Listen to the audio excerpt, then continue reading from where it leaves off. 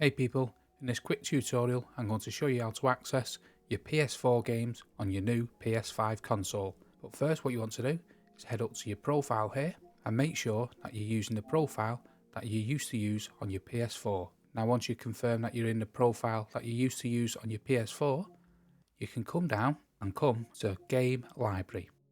And on the Game Library you'll have here Installed. This is all the games installed on your PS5. And then next you'll have Your Collection, and this will list all the games that you used to have on your PS4. As this is a new profile, I'm actually not showing any. However, if you had a PS4, all your games will be listed here. And on the last one is the PlayStation Plus section, where you can select all the games that are available to play for free. Again, as this is a new profile, I don't have this activated. So that is how to access games on your PS5 that used to be on your PS4. I hope that video was helpful, and if it was, please hit the like button below, smash the subscribe, and thanks for watching.